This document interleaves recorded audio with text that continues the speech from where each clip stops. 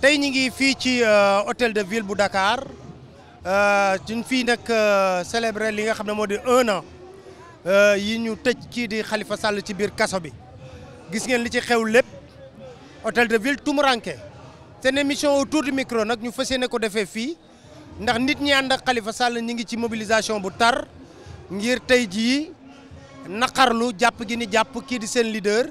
di Khalifa Ababacar Sall ak li xew lépp ci procès bi ngir waxtaanee ci loolu nag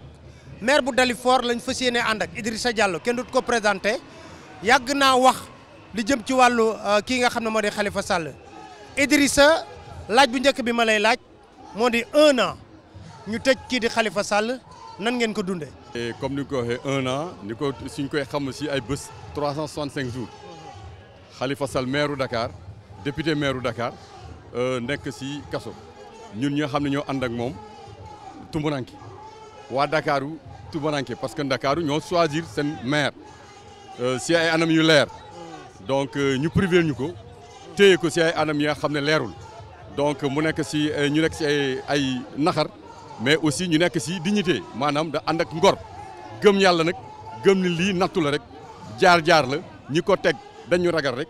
mais suñu sañoon mu nekk ak ñun parce que moo ñu tette moo ñu gën a encouragé mais ni mu nekkee fee nag may nañu courage may nañu fit mooy na ñu gën a comprendre ñu amal problème xam nañu ay nit la nga xam ne gëmuñu dara lu seen fauteuil boobu jaral leen ñu rey la soo leen jàppalee tey suba dañ lay rey ndax ñu toog dafa naa loolu sénégalais jàngan rek ci ñoom ñun aussi jàngan nañ ko ndax Khalifa Sall taxawaayam bi si pouvoiru Macky Sall bi ak Macky Sall ni mu defee ba toog ak Tanor Dieng ni mu defee ba jël parti socialiste ñoo tourné ëlbati ko di koy jaay leen nga xam ne ñun gëm nañ yàlla que au tôt ou tard yàlla dina tekki lii te dinañ dajewaat feneen encore. te est-ce que gàllankoorul lenn ci liggéeyu mairie de Dakar parce que dégg naa ne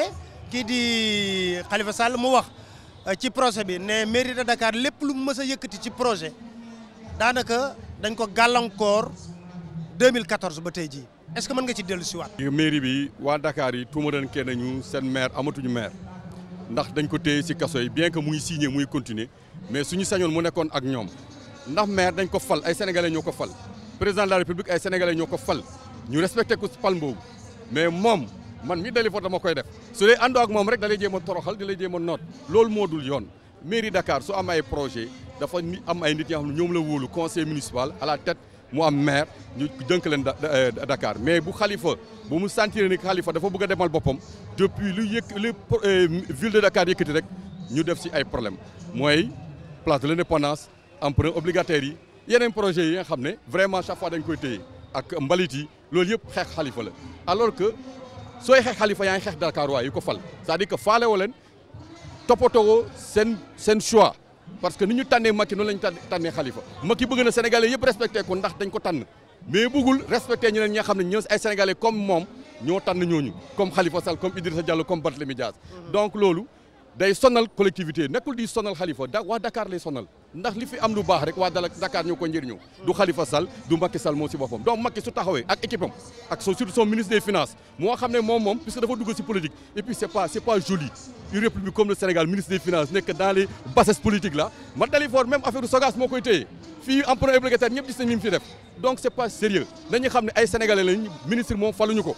keneen lañu fal mu jokkaay pouvoir Khalifa Sall dañ ko fal il a la légitimité wax ci turu waa Dakar yi moom lañ ko jox Macky kenn waxu ko pour mu wax ci turu Dakar dañ ko jox pour mu wax turu Sénégal mais Dakar spécifiquement Khalifa lañ ko jox na respecté Dakar waay respecté seen vote respecté seen choix.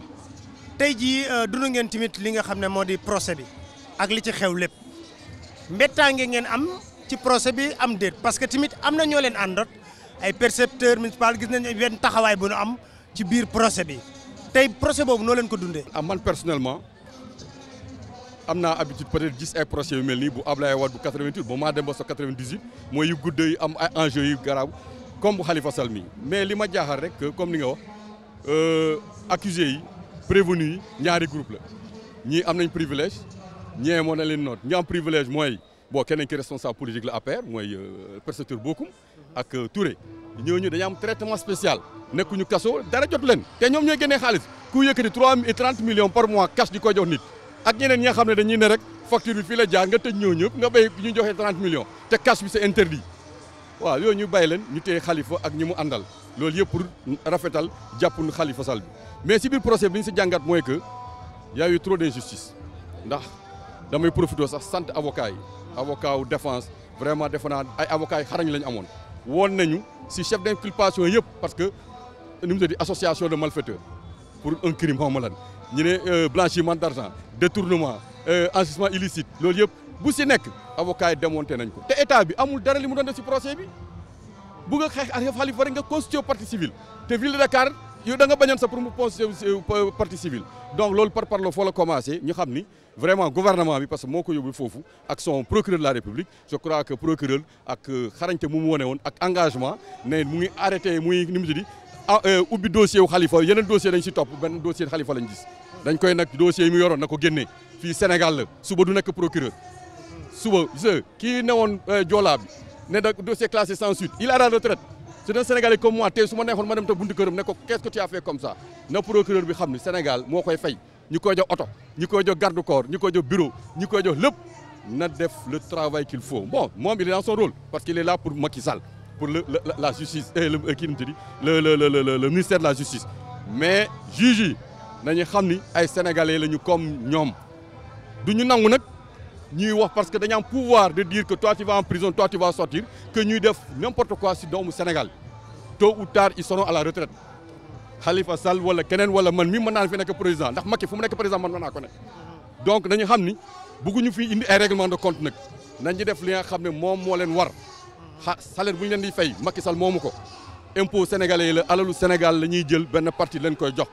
nañ di jaarale affaire du si yoon te suñ ko jaarale Khalifa day génn ndax taxuñu dem nañ procès ba dégg nañ li fa am ñëpp xam nañu que procès bi vraiment waruloon am sax. donc yow tu as un bon espoir que Khalifa Sall mën na génn ci procès bi parce que yéen a ngi wax procès politique la kon ngeen ne c'était pour éliminer un adversaire bu ko libéré kon ça veut dire que day libérer un adversaire. waaw moo tax may wax juge yi parce que moom il a mis en prison de façon politique mooy procureur bi ak moom et tout ñu doon prison bañal ko droit mi yëpp même bu nekkee député gis na li ñu ko bañal yëpp ba procès bi jot. dama ne su dee juge yi dañu bëgg ne des magistrats indépendants comme ni ñu yaakaar si ñoom Khalifa day génn ndax normalement ñoo waruñu nekk si kiiwu politique Khalifa dañ ko gàllankoor téye ko 1 an retard des législatives yi retard des préparations pour les présidentielles loolu war na leen doy je crois man de pour man loolu la ñëw dañ ko war a bay parce que amul dara la ñu ko mën a téye te juge yi aussi am naa yaakaar en tout cas man du ma leen juger tant que seen verdict génnul su dee dañ ko fa téye nag mu attaqué leen nag parce que sénégalais lañ comme man su ma demee sama liggéey dañ may attaqué juge bi fu def liggéey moo xam ne ma d'accord ma si ndaa la attaqué dinaa si wax li ma xalaat kenn mënu ma ko tere nag. mais ñu bëri dañuy wax ne yéen seen ànd bi dafa dëgërul moo tax mu am une faiblesse au niveau des partisans de Khalifa Sall kii day waxee jaar nii kii waxee jaar nii lan moo indi loolu. non du ànd bu dëgërul ànd la moo xam ne c'est vrai pare wu ñu woon di koy structurer di koy defar. ne yow yaa fi taxaw amul kenn ko xam ne ñoom mooy jiite après moo topp si Khalifa kii donc ku nekk dafa yaakaar ne moo war a gérer li mu yore loolu c'est normal on le comprend si organisation yoo xam ne pare ñun di koy defar moo tax ma ne tardé nañu pendant 1 an loolu amoon na étape suivante la woon mais Khalifa bu ñu koy arrêté dara organiser wuñu mais ku nekk yaa ngi jéem a assuré vraiment ku nekk. foofu nag ay surtout légèreté tamit ñàkk organisation boobu. parce que yéen xamoon ngeen ne ba 2014 ñëpp ku jàngat politique rek xam ne seen kaw la nar a jëm day dal seen kaw. waaw mais soo gisee sax ñu bëri bëgguñu mu teel a wax parce que dañu xamoon si waxee rek lii moo ko si fekk donc organisation ay kii ñu ngi doon préparé wu ay mouvement taxaw nañu ñii taxaw nañu parti bi aussi y avait ay yëngatu il fallait parce que mu ngeen si benn parti aussi soo fi nekkee benn organisation rek génn nga def fekk parti bi donc loolu yëpp ñu ngi ko doon kii mais je crois que ba léegi ñu ngi gérer c'est vrai léeg-léeg dañuy yaakaar ni y a des problèmes y a des wala ni mu tëddi dafa sooke c'est vrai mënoon na gën a. wala am na ñu dem wala am na ñu dem loolu nag Sénégal lañ nekk. gis nga comme ni ñu waxee politique train la rek day dem arrêt bu nekk am na ñuy wàcc arrêt bu nekk am na ñuy yëg li may wax sama gars yi ñi mooy politique mel ne nañu fexee ba arrêt bu ñu taxaw rek ñuy yëg ëpp ñuy wàcc mënoo tere nag suñu groupe bi mu am ñeneen ñuy dem man damay ne nit ñi su nit ki demee waruma man démoraliser day mel ni gëwuma li may def man gëm naa sama bopp gëm naa li may def nit ku su demee ñi ma àndal yëpp suñu demee man du ma décourager si dara damay continuer damay xam ne man lii laa gëm damay continuer. Idrissa Khalifa candidat la ba tey. Khalifa candidat la. yaa ko njëkk a wax. ne candidat la Khalifa candidat la mais moo tax Macky Sall téye ko Macky Sall dafa ñemewul xam nga ku amul fit ngay profité aussi institution yi si république bu ñu la jox ngay jël justice ngay jël police di jéem a xootal ay nit mais c'est pas bien du fair play politique aussi dafa am un peu de fair play un peu de gentleman c'est pour les gentlemen la politique c'est pas pour les ay nit yi choqueurs yi nga xam ne dañuy xeex tout le temps parce que dañ leen mëne moom xam nañ su taxawee ak Khalifa du gis deuxième tour Macky Sall amul popularité boobu Sénégal ñëpp a ko bañ xam na ko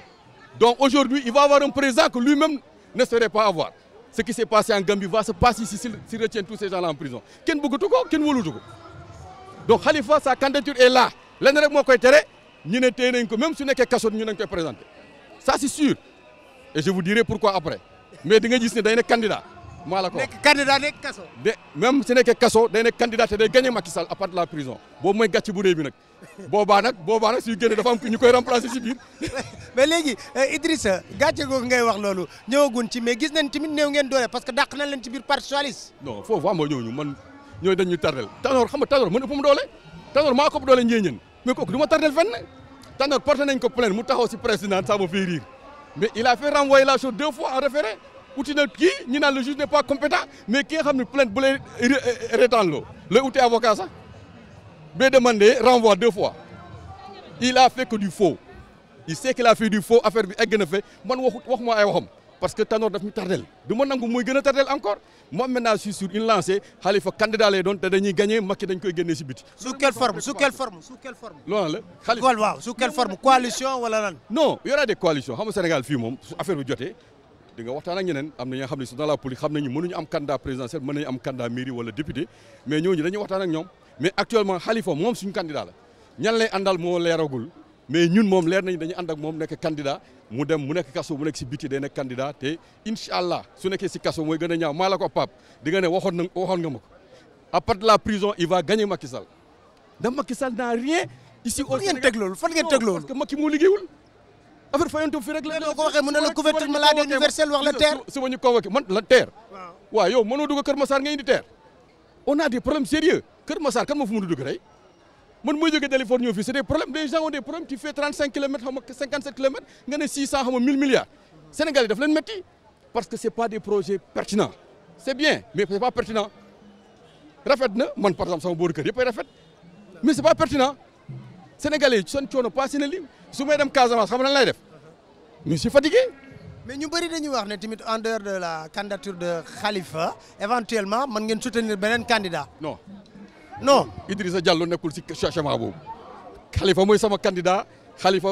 xam naa ne day nekk candidat gëm naa ne day nekk candidat te day nekk candidat moom si loolu laay liggéey man musuma am xel ñaar wala hésiter il va être candidat et moi je travaille dans ça musuma baisser les bras si loolu laay liggéey. processus électoral bi nag loo ci wax. waaw boobu moom je crois que c'est un fiasco waxoon naa ko si législative yi ñu bëri déglu ñu maay rappelé au mois de mai déjà à l'Assemblée maa donné ministre de l'Intérieur vraiment 52 milliards mun leen produire carte d'identité alors que vous aurez donné 20 milliards à l'école supérieure polytechnique ils auraient fait des cartes d'identité distribuées à la maison donc ba léegi processus bi gisee ni mu demee chaque fois xam nga ku ñemewul fraude xam nga journaliste yi bëri naa fraude mu am Sénégal fraude ce n'est plus le bourrage des urnes fraude c'est dans le processus la ñuy frauder te foofu la ñuy préparer nii ñemewuñu dañuy sàcc rek waxoon nañ ko si législative gars yi gëmuñu carte d'identité yi la même si carte d'identité yi yaa ngi ce qu'ils avaient fait au référendum Dalifort waxoon nañ ko presse ba nit ñi dañuy ñëw si siège u APR di bind nit ñi ça c'est le ministère de l'Intérieur qui l'a fait on l'a dit en son temps si rajo yi bind nit ñi mu ñooñu mën nga génne seen carte yi léegi lan la ñuy def si siège u APR yi xaw ma parce que des gens c'est des voleurs patentés ñoom donc processus bi baaxul li ñu doon wax si ay bulletins uniques bëgguñu sax waxtaanee loolu alors que man j'ai fait l'observation des élections dans tous les pays de l'UEMOA tout le monde est au bulletin unique sauf au Sénégal ni ñuy contrôler accès dans les salles c'est mieux au Togo qu'au Sénégal au Togo c'est-à-dire il faut que pas que les gens sous-estiment les autres au Togo Gnassingbé bu muy dem élection dafa ne je donne à chaque candidat 60 millions parce que il veut parler au nom du Togo la dernière élection présidentielle en Côte d'Ivoire Ouattara a dit je donne à chaque candidat 100 millions parce que c'est la Côte d'Ivoire qui est en jeu waaw mais fii un Français duñu la ko jox ba pare ñu lay sàcc ñooñu ay démocrate lañu on est en retard au Sénégal su ma déggee mu waan 6 mais quel est le pays de l'UEMOA qui n'a pas fait 6% de croissance ce n'est que le Bénin le Burkina est à 7% ren donc il faut qu'on arrête de tromper les Sénégalais le bulletin unique est partout les gens en Côte d'Ivoire on vote sur tablette nga teg sa baaraam bi nii mu won na sa carte d'électeur mais léegi si législative yi wane wu leen fa affaire yu cuune parce que boo leen bàyyee ay ordre de mission voté lu bare seen représentants yi signé ko ba pare ngeen ñëw ne PV yi bëgg ko contester est-ce que du la fi cuune aussi. waaw man d'accord naa ni que si législative dañ def fi cuune depuis si carte d'identité yi man sama yuuxu kenn dégluwuma dans l'opposition tout le monde était euphorique nee naa leen am nañu droit dem élection te Sénégalais yëpp am ñu seen carte d'identité c'est un péché. Si Macky Sall veut le faire, nous on ne doit pas l'accepter. Mais ñoom pour ñoom man damay wax boycott élection beneen bi mooy coalition yi waroon am aussi on n'a pas tout le monde était euphorique bu ñu demee élection aussi comme ni nga wax donc on n'a pas pris les mesures nécessaires. Les gens n'étaient pas bien formés aussi parce que ñi toogal ci bureau de vote yi am na yoo xam ne peut-être dafa am problème xam nga nit ñi dañu am volonté mais nit ñi duñu leen jox formation qu'il faut donc ordre de mission yi aussi mais bi yoon bon gis nañu ko beneen la ñuy indi moi je suis sûr que dañuy sàcc mais sénégalais yi duñu leen wotel suñu sa mais xoolal sàcc na te carte d'identité 49% la am léegi su bayee carte d'identité mu sàccaat encore mais du am 39% te nit ñi dañuy wax du dem deuxième tour moom xam na ko. mais ni ma gisee nii seen mobilisation bi tey jii pour fàttaliku 1 an kaso yi Khalifa Sall dafa mel ni échauffement la pour préparer quelque chose wala. waaw ñun du ñu wax rajo wala télé li ñuy préparer ki ñu amal affaire daf ñu suñu bakkan lay wut daf ñu bëgg a rey il faut le dire il faut dire les choses comme ça si aujourd'hui pour nous faire disparaître par benn gaz ñu def ko. mais on va pas lui coller la paix aussi fii ba ñu dem élection Macky na xam ni dafa am affaire ak ay nit ñi nga xam ne jam na leen jam bi mooy jël suñu leader rek dool ko prison parce que da ko neex. mais li ma jaaxal rapport de force boo leen séq ak moom rek da koo gagné. non rapport de force xam nga rapport de force il faut le mûrir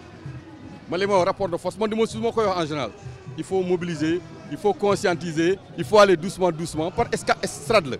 la da am benn marche escalier bu mu fay egg rek ça vient tout seul te ça c'est en train de se préparer. tu as vu connexion buy am en toute l'opposition ñun ñu ngi suñu groupe yeneen groupe yi ñu ngi fay ñu ngi connecté wu ndànk-ndànk nen dem ba moom fu mu yaakaar ni sàcc nañu ñun toujours boobu lañ koy ne dëkk bi mënuloo fi nekk. alors ce message bu mujj lan lay doon. ñuy sant sénégalais yëpp opinion nationale même su dee ñëwuñu tribunal ñëpp xam nañu l'opposition et l'opinion est avec Khalifa ñëpp xam nañ li ñu ko tegowul fenn xeexu politique la ñuy sant sénégalais yi si loolu d'abord parce que partout ñu ngi am ay encouragement ñu ngi ak yéen en tout di wax waa Khalifa yi aussi ak toute l'opposition que nañu xalaat dal ànd ak dal nekk benn mu l'opposition il faut ñu am benn case moo xam ñëpp a koy bokk ñu commencé liggéey parce que ñi amal affaire caaxaanuñu nguur gi jaral na leen lu nekk parce que un médiocre on n'enlève pas comme ça de son pouvoir donc un médiocre il faut savoir comment se battre avec il faut très sérieux contre un médiocre les gens bons tu peux venir à la légère mais les médiocres il faut se préparer pour vraiment le pire waaw donc frères sénégalais ñu leen di sant bu ñu yaakaar ni dañuy mer wala dañuy bëgg a yàq réew mi non ñun sénégalais moo ñu ñor mais li ñu def Khalifa aussi métti nañu tellement que il faut ñu def leen ko ak Macky Sall. gis ngeen loolu moo nekkoon li nga xam ne moo di déclaration bi kii doon def di Idrissa Diallo autour du micro ñu def ko en live ici en direct ici fii ci biir hôtel de ville di leen dig daje seen beneen émission autour du micro seen site dakarmatin.com incha allah.